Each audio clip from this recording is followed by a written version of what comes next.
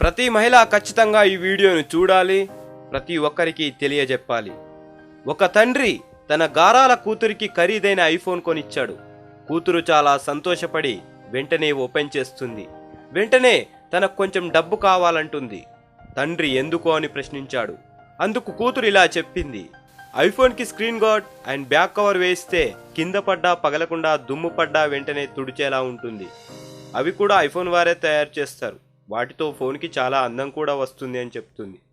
అందుకు తండ్రి చిరునవ్వు నవ్వి, మనిషి తయారు చేసిన చిన్న వస్తువును కనబడకుండా దాస్తేనే దానికి అందం వస్తుందంటున్నావు.